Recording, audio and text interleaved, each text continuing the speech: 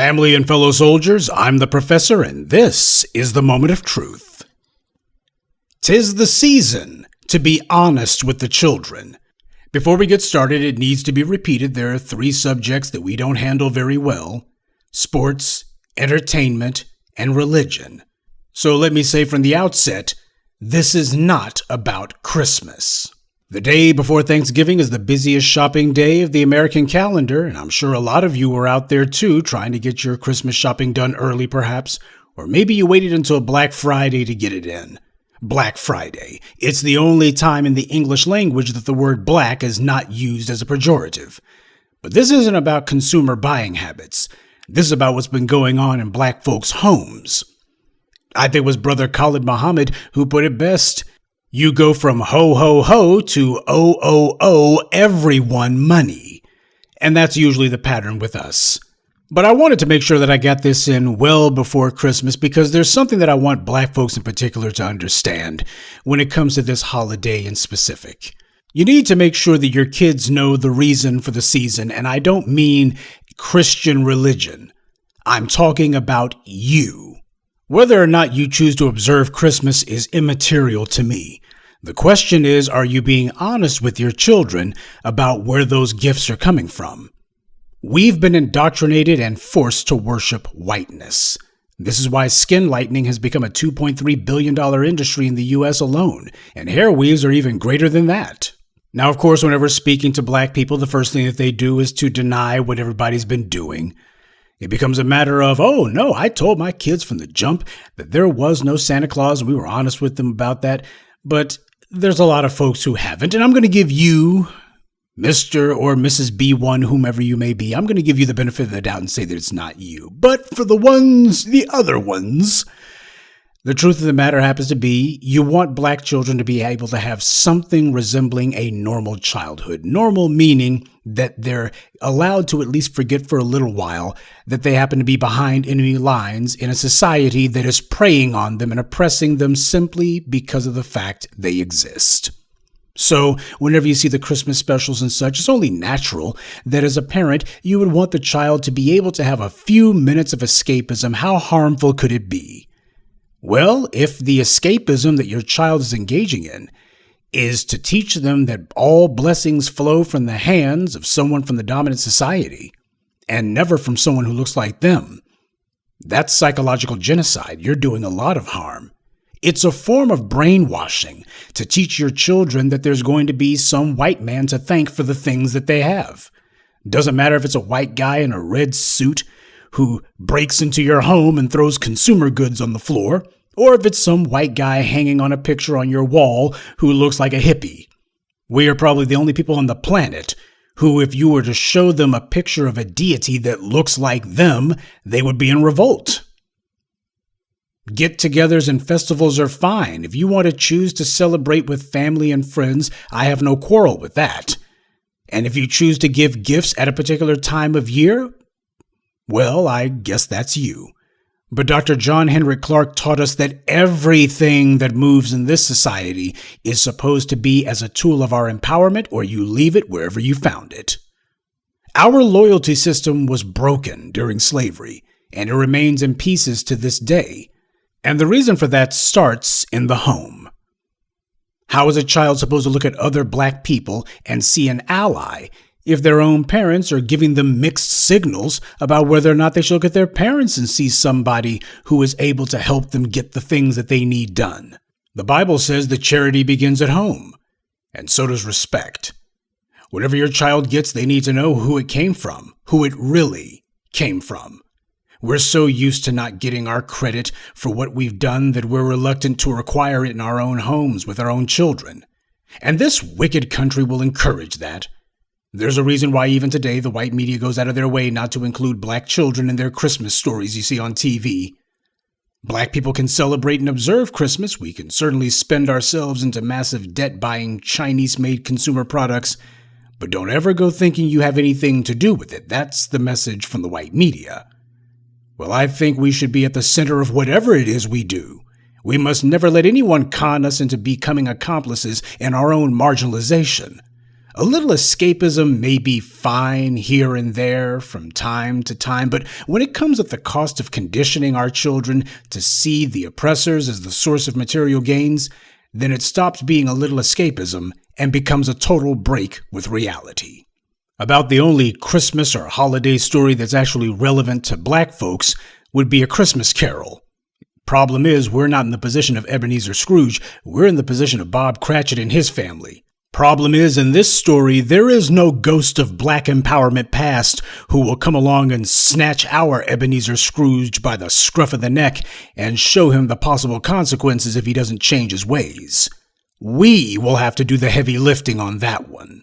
But we got to be honest with ourselves, and that's what this entire morning's moment of truth is about. You cannot and will not tear anything down if you've become attached to it, if you've become sentimental about it. Dr. Joseph Ben Yakinen said it best. He said, you're running around begging for a holiday. You don't see other groups doing that. You don't ask for a day, you take a day.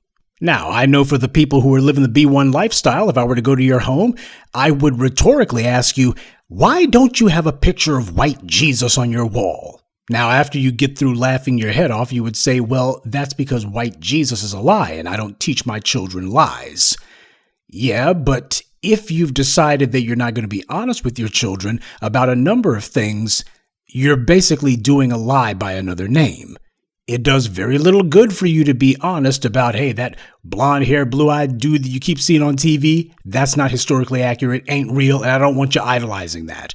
But then you turn around and teach your child to idolize all the other trappings of white supremacy. White supremacy has no problem with you not bowing down to the image of Jesus just as long as you bow down to white power in every other aspect of your life.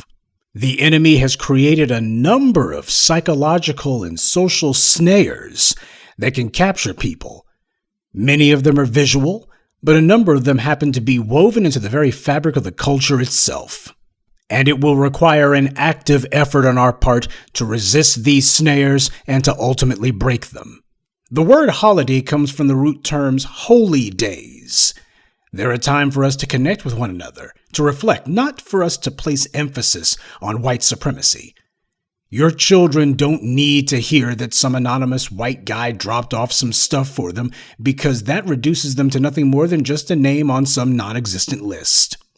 But that brings us to another problem. A lot of black parents don't have the money to give their child a gift, not for Christmas, not for their birthday, not for any other special occasion. Respect is a two-way street.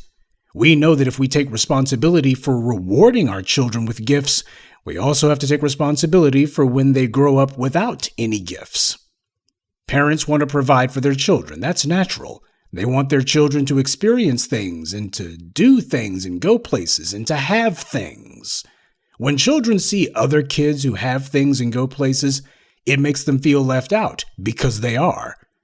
We're fond of telling our children that there's a whole world out there for them, but whose responsibility is it to introduce our children to that world? As I said at the very beginning, this isn't about Christmas. We have to be honest with our children about a lot of things, about what we've done for them, but also what we haven't done for them. When people don't have standards, it's usually because they themselves don't want to be held to any. We are the only example of black identity that our children should have. When we're doing what we're supposed to do, the TV or celebrities cannot cause confusion because your children understand how the world works, and they're focused properly. And you know they understand because you taught them. People who are busy pursuing empowerment aren't so willing to let other things intrude, and the children take their cues from us. The reason so many of us are so into singers and athletes and such is because we grew up in households where our parents put those things on a pedestal. We saw our parents valuing those things, and we grew up to be just like them. The white media taught us that no black person is worthy of respect unless the white media authorizes them. And so the only black people that we were willing to give any modicum of respect to were singers and athletes. Singers who were running around ha-haing and yucking it up with white supremacists, and athletes who, if they weren't trying to find some way to kiss the behind of a white coach, they were trying to kiss the behind of some white supermodel. These were the people that we were trying to give respect to because the white media told us they're the only ones that we're allowed to. It is way past time that we started thinking and acting for ourselves. We don't put anyone on a pedestal unless they did something for us, and we are the ones who make that determination based on whether or not we have benefited from them. We teach our children what to respect, but we keep reinforcing that they should respect white power. As a black parent, you are worthy of your child's respect, and that goes double for black fathers. You are head of household. You are protector and provider there. And since you're putting a roof over their heads, then you have a right to command your children's respect. Do not send them mixed signals. Christmas time should be truth time. Don't have your children dreaming about elves in the North Pole and looking out their window for flying reindeer. There is no Santa Claus. There is, however, Mom and Dad. Teach your children to have reverence for them instead. Whatever you do this time of year is your call, but whatever we do, it needs to be the right thing. And we need to be doing it for the right reasons, and you won't get those reasons from reruns of It's a Wonderful Life.